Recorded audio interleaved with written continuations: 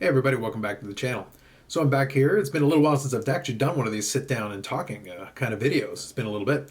I think the last one was the rookie card discussion, and a lot of the other videos have been either pickup videos or me talking about, or me doing a live stream. And there will definitely be more of those upcoming on the channel in the near future. So I'm kind of working out some of the details on those, but we'll definitely get back to that as well.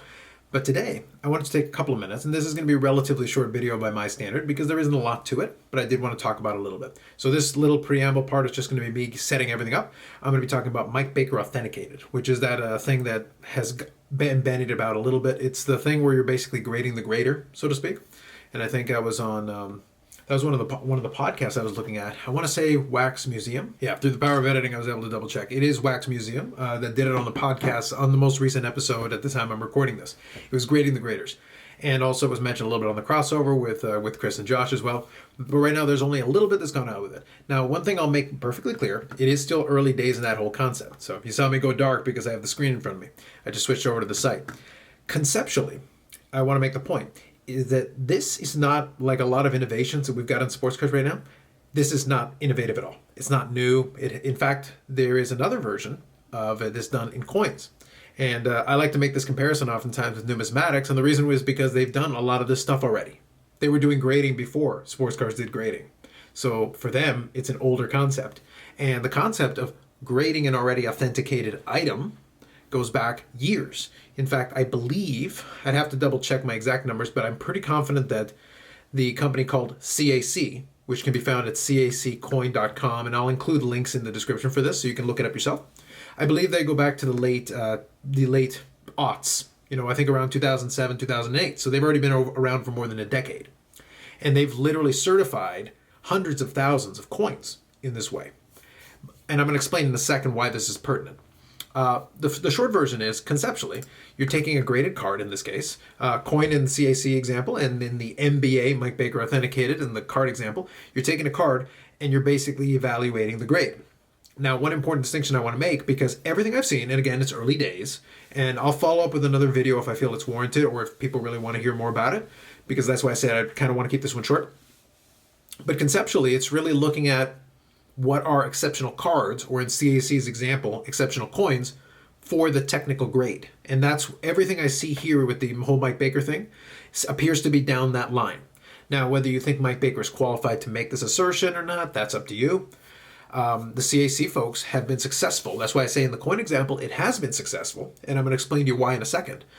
But with the sports card thing, what I'm going to say right now is it a terrible idea? Not necessarily, but I don't think it's for every card. I don't think it's for every genre. And I'll give you the coin example to show you where it can be applied successfully, because they have applied it successfully. It's been around for a little while, and some of the coins that have received that little sticker for the CAC in the coin example, they have shown that they've been able to sell for a premium. And there is a reason for that, though. So let's get into that right now. Again, I'm still trying to figure out exactly what the Mike Baker business model is going to be, and everything I see so far from what I've been able to look at seems to validate that he's using a similar concept to the coin example. So let's talk about how you could use it successfully, and then we'll talk about what it's not. So for the part where it could be used successfully is like the coin example. So I'll transfer it over to the sports card realm so that it's easier to imagine and figure. Let's say, for example, we take something like you're putting together a nice 1957 Topps baseball card set. And I'm going to use this example for a reason that I'll explain in a second. So you're putting together this nice set. And for the most part, you're sticking to PSA 7. Let's say you're not on the set registry, so you're not bound to that, but that's kind of the condition that you're going for. Now, when we get to one of the key cards, the 1957 Topps Mickey Mantle, here's the thing about the 57 Topps set. It has certain condition sensitivities, and the Mantle is not immune to this. It is notoriously bad at centering. And another area where it has is sometimes the picture on the front will have a lot of snowing. So it'll have a lot of issues with it. So finding a nicely centered copy, or one that is got a nice clean picture on the front with a good clean image, that's a challenge. So let's say, for example, you were a discerning collector and you have the chance to buy a PSA 7 that is technically a PSA 7. The edges are straight, the corners are good, overall it's fine, but maybe it's off center and maybe the image is a little bit blurry. It doesn't look so great, but it is a technical 7. It meets all the criteria of a technical 7. But again, this isn't a set registry example. I'm not binding you to this. Or I offer you a PSA 5. Well, the PSA 5 is 2 grades lower. But what if this example is centered beautifully? What if the picture is nice and clean? Obviously, it's got a couple more flaws, which make it technically a lower grade. So it's a PSA 5 instead of a 7. Well, if I'm a discerning collector, I'll probably buy the 5. Because the 5 is basically, could potentially, if it's really that kind of a quality piece that's really that good for the grade, it probably could be cracked out and turned into a 6. Or maybe even a 7. Most likely a 6. So something that could be a candidate for an upgrade would be an example of something that is quality for the grade. Well, that is exactly what happened in the coin example. The reason the CAC thing has worked over a period of time is that what they're evaluating is they're saying that we're looking at the coin in their case, and we're saying, based on the technical grade, this is an exemplary example. Like, it has great eye appeal. It looks good for the grade, where potentially they're not promising you that it would upgrade, but they're saying, if you get a really exceptional example that has the sticker that corresponds to that, we think it could, under the right circumstances, potentially upgrade. Now, one important distinction I'll make to you, and this has happened in the coin example, and it could happen in this example if this Mike Baker Authenticated thing takes off. Let's say you get something that's exceptional for the grade, and you take that advice, and you crack it out, and you submit it, and it goes up for the next grade. Well, as soon as it does that, it may then become average for the next grade above. Remember, it was exceptional for the grade it was already at. So there is some value in leaving it in that level and then having it be an exceptional example at a PSA 5 versus being an average to above average PSA 6 that won't go any further. Again, right now we don't have a market established for the sports card version of this. The coin version of it has already been around long enough. There is a market established, but they had to earn that by basically certifying a lot of coins over time, and that's how the market has decided that, okay, there's a little bit of a premium here. Now, does the concept sound silly? Yes, I totally get that it does, and it actually does sound very silly. But I wanted to give you this example to tell you that it has worked. Could it work in the sports card example? Sure. But I really think the vintage cards would probably be the bigger beneficiaries of it. For more modern cards, I don't know if I would rely on this kind of a sticker to look for potential, crack out or upgrade opportunities. A lot of modern cards are pretty straightforward to figure out in terms of whether you think they deserve an upgrade or not. So paying for any extra service in order to do that. One other area I would point out is that coins have a lot more areas for condition to be an issue. And there is a lot of subjectivity in terms of what constitutes an issue that could hold back a coin from going to a higher grade versus a sports card. Centering is centering. If you can figure out the centering, that's why I use the 57 Topps Mantle example. That set has a condition issue with centering across the board.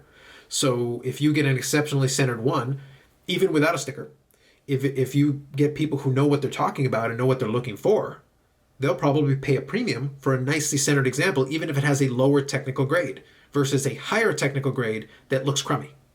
And that's just reality. Other people don't care. It says PSA 7, I will pay PSA 7 price, even if it looks hideous. That's where the collector or the investor or whatever you want is going to have to make their own distinction. So the point is, could this thing work? Sure.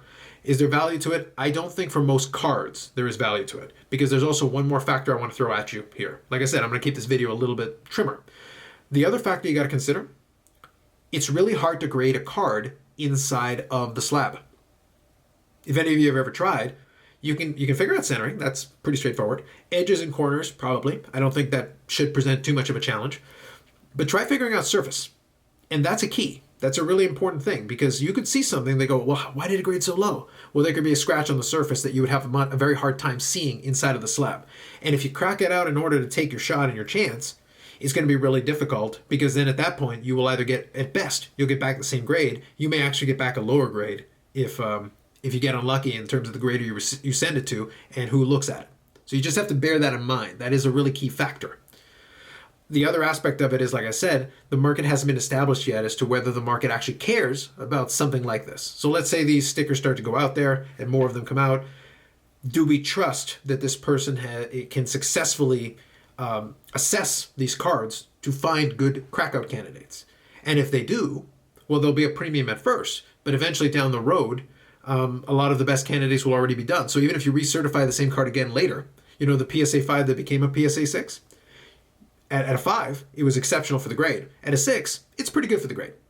It's not quite the same thing, because there are different levels and different, they've got different stickers figured out. I'm not going to go into all the particulars here. If you would really like me to go into some depth into some of the more specifics, I can certainly try to do that for you.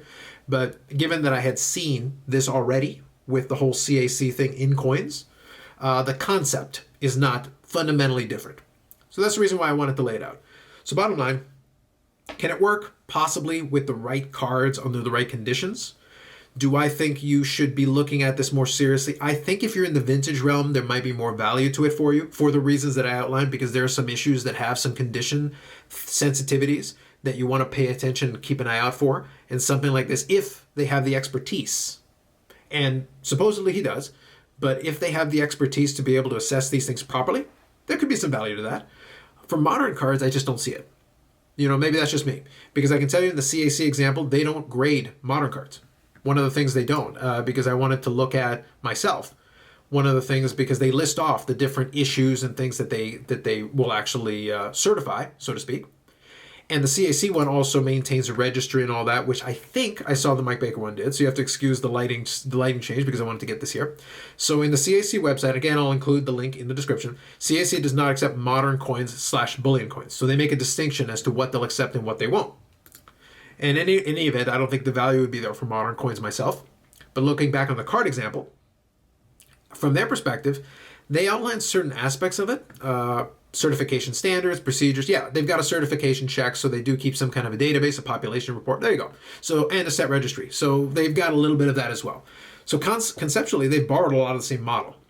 So from that perspective, I could see them potentially being able to do something. I just don't know if long-term the sports card market needs it to the same degree. Mind you, with the increasing prices and the way things have gone, I guess there could be a market for it. I'm kind of in the middle as far as that's concerned, but I would say if you do want to project what that market could look like, then do some more research into the CAC thing and see how that's worked out in coins, because they have more than a decade track record. So at least you can see how that has worked inside of a more mature market that has already been down this road for some time. It isn't brand new. It's just brand new for sports cards, and it'll be interesting to see how the sports card market reacts to this going forward. So this is just kind of a primer. I just wanted to lay down a couple of points, give you a little bit of background so that at least you realize this wasn't coming out of left field. They didn't invent this. The concept for sports cards is new, but it's not new in general. And there is a track record that we can go back to and look at to try to understand what this could potentially be. But I do think the use cases for sports cards are a little bit limited, and I still believe that there is a difficulty in properly assessing a card inside of a slab. And anybody who's just tried to do crossovers while keeping the card in the slab can attest that there are some serious challenges to that, and it's kind of like rolling the dice.